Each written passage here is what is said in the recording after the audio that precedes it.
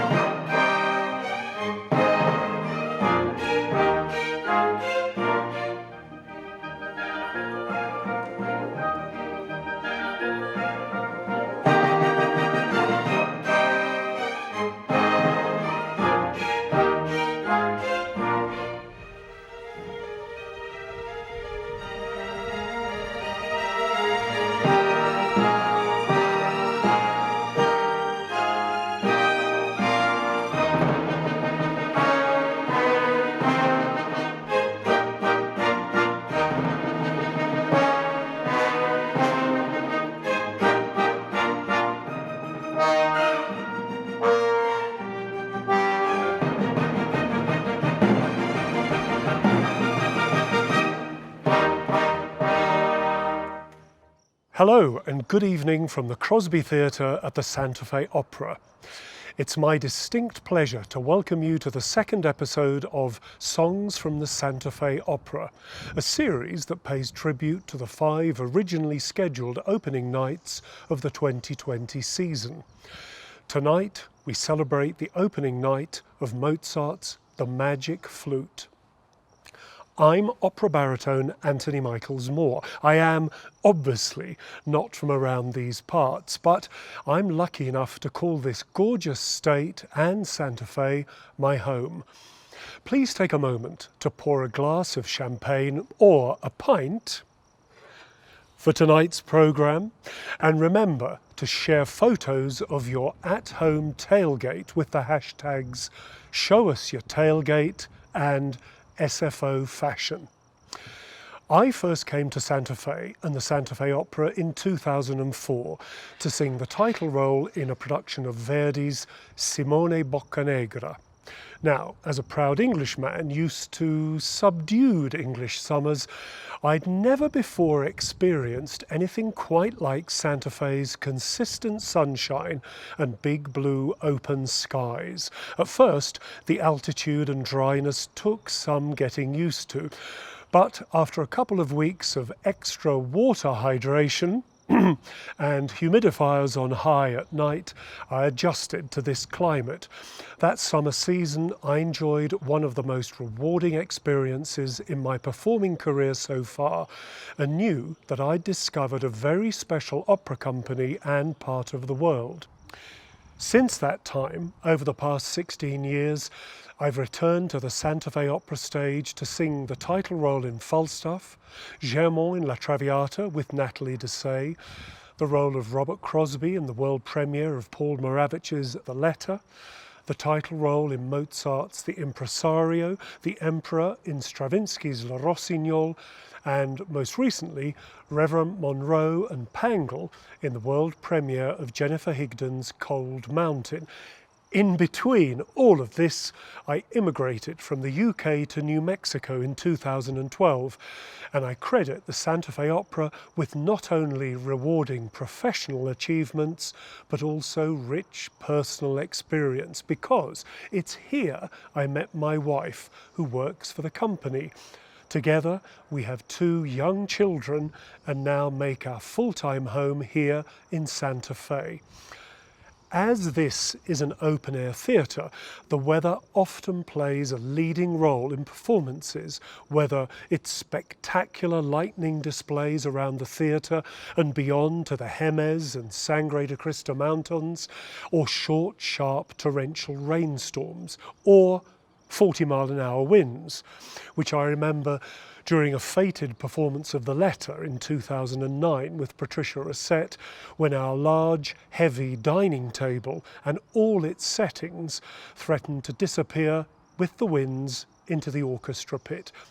There are, of course, many occasions when dazzling sunsets and starry night skies are the sole backdrop for the performances. Whatever Mother Nature brings, it's all part of the magic and thrill of a live performance here at the Santa Fe Opera. Now, without further ado, let's take a moment to learn more about tonight's celebration of Mozart's The Magic Flute from dramaturg Corey Ellison. The Magic Flute is really a compendium of every style that Mozart worked in his life, every musical style he encountered, every musical style he felt was meaningful and helpful in telling this story. Mozart, in his short life, moved through a lot of different kinds of music. He wrote in all of the operatic genres of his time. The German Singspiel, the operatic comedy of the time with spoken dialogue and slapstick, the Italian opera buffa, which was sung all the way through but also lighthearted, both musically and in subject matter, and the opera seria, which was the very highfalutin, serious, kind of old-fashioned by then dramas that were being commissioned by the crowned heads of Europe to reinforce their own position, really. So Mozart mastered all of these forms by the time he was in his early teens. He wrote his first operas at age 12 and 14. And he was already the equal of any of the adult composers around. But as he continued to grow up through his teen years and his early 20s, he started to sift, he started to defy being boxed into one genre and sort of started to mix and match freely, taking techniques and styles from different kinds of opera and putting them together. In The Magic Flute, we have, of course, Singspiel. We have Papageno, who represents the sort of folky, popular style of music, easily sung, but very, very slapstick comedy kind of a character. And then you have on the extreme other polarity, the Queen of the Night, who is musically and dramatically a character right out of opera seria. Absolutely. And then you have, of course, the lyricism of Tamino and Pamina. And then you also have things like in Monostatos, you have the jangly Turkish music that echoes back to the Abduction from the Seraglio. And you have in the speaker, the character of the speaker, and the men's chorus, the Sarastro's followers. You have Masonic style music, the music of the Freemasons, of which Mozart was a member himself, is sort of solemn, hymn-like, very idealistic music. So he's using every possible form for his dramatic purposes. He uses whatever he feels suits the character, the moment, the situation, no matter where it comes from. And that is, I think, the most typical thing of Mozart's late style. In last week's episode, Susan Graham told a story about the tradition of rating the sunset from the back deck. I, too, have raced out from makeup to catch the sun dipping below the Hemes Mountains. For those of you joining us on Facebook or YouTube, I would love for you to send us a comment with your rating of tonight's sunset. There'll be a fantastic shot at the end of this programme. Personally, I'd give this an 8. The role of Papageno in this season's production of The Magic Flute was to be sung by the incredibly talented baritone Benjamin Taylor. I first met Ben in 2018 when he was part of the opera's renowned Apprentice Singers programme. I was coaching some of the young baritone and bass singers. Ben came in with a warm, easy baritone voice and a hard work ethic.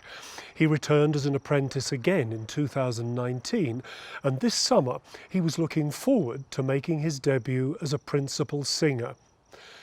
But sadly, like so many of us, Ben's plans for this year did not end up being what he or we expected. But I'm happy to say that he's making the most of his time while at home in Pittsburgh, as you will see shortly. Anyway, I would like to welcome Ben on stage, virtually, to sing Papageno's aria Der Vogelfänger bin ich ja, or the Birdcatcher's aria from the Magic Flute.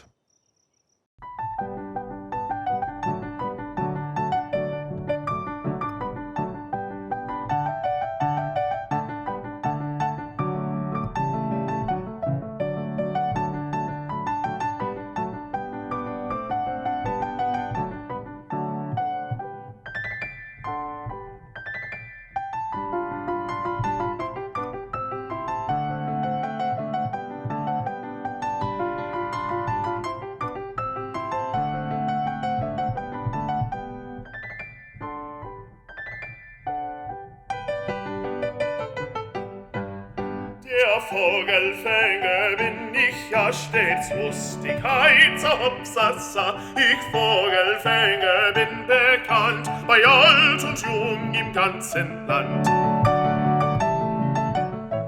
Weiß mit dem Locken umzugehen und mich als Weiben zu verstehen.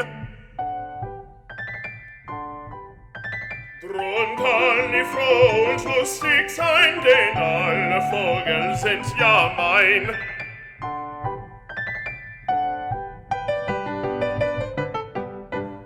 Der Vogelfänger bin ich ja stets Lustigkeit, so hopsasa. Ich Vogelfänger bin bekannt, bei alt und jung im ganzen Land.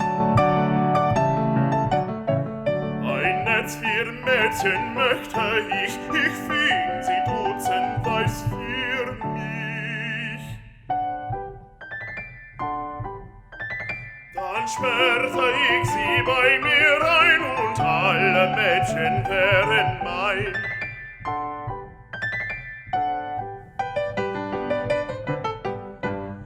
Wenn alle Mädchen wären mein, so tauschte ich brav Zucker ein. Die welche mir am liebsten wär, dir geb ich gleich den Zucker hier. Und küsste sie mich zärtlich, dann wär sie mein Weib und ich ihr Mann. Sie schlief an meiner Seite ein, ich wiegte wie ein Kind sie ein.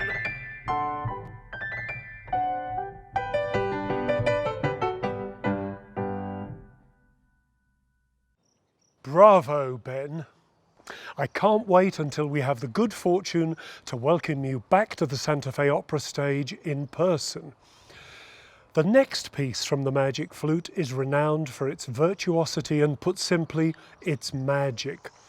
The Queen of the Night's aria Der Hölle Rache, kocht in meinem Herzen, sung here by soprano Heather Buck in this never-before-seen archival footage from the production's original staging by English director Tim Albury, performed in 2006. In this aria, the Queen of the Night is trying to convince her daughter Pamina, here Natalie Dessay, to kill the rival Sarastro. Let's listen.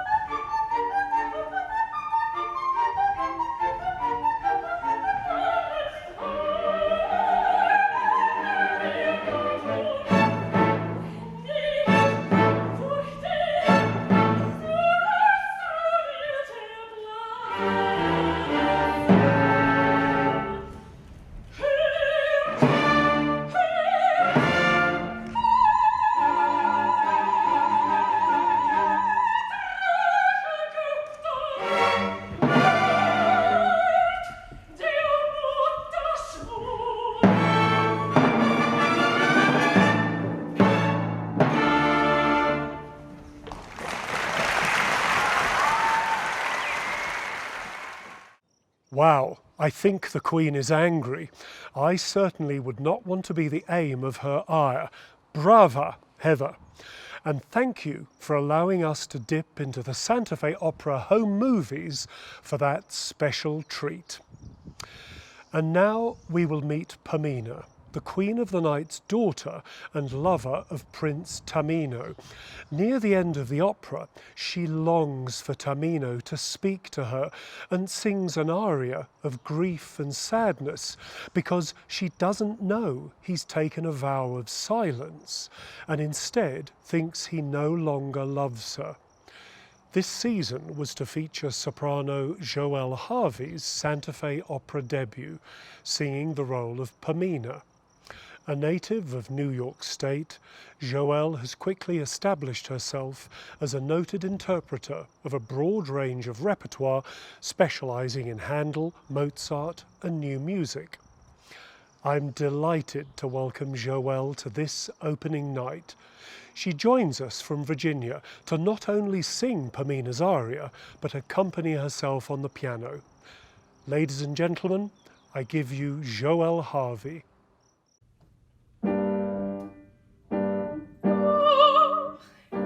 Ich fühl's, es ist verschwunden,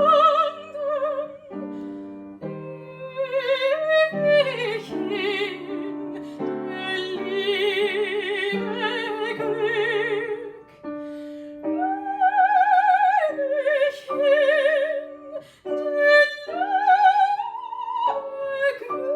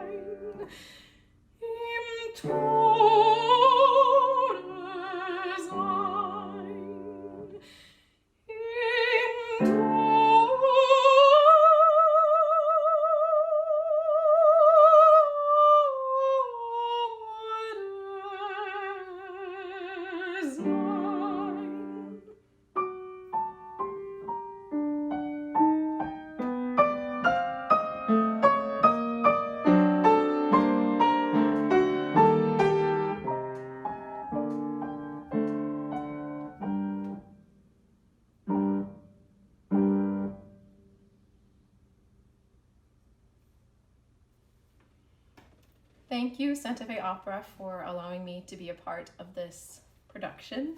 I'm sorry that this is the way that I had to make my debut, but I really look forward to the time that I can visit Santa Fe and make music there with friends. Thank you. Thank you everyone for joining us on what would have been the opening night of the Magic Flute. It's my hope that a little bit of this opera's magic has made it home to each of you. The magic of opera, of music, and indeed the magic of this incredible setting at the Santa Fe Opera would not be possible without the support of our wonderfully kind and generous patrons. I ask each of you to consider a gift to the Santa Fe Opera. If you help us now, your gift will be matched dollar for dollar by a group of generous friends, thereby having twice the impact and providing twice the support. If you're not usually a donor but purchase tickets to performances, I ask that you consider donating what you would have spent on those tickets, because every gift, great and small, helps the Santa Fe Opera and its family of artists, musicians and staff to navigate this incredibly challenging time. Thank you for considering this request, and thank you for being with us this evening. Please join us next Saturday, July the 18th at 7 p.m. Mountain Time for a celebration of Richard Wagner's Tristan und Isolde, hosted by bass baritone Ryan McKinney and featuring Liszt's piano transcription of the Liebestod, performed by the Santa Fe Opera's head of music staff, Robert Tweten, from the stage of the Santa Fe Opera. We will also bring you a surprise performance from the vivacious soprano Tamara Wilson, so it's an evening you will not want to miss. Thank you. Cheers, and long live the Santa Fe Opera.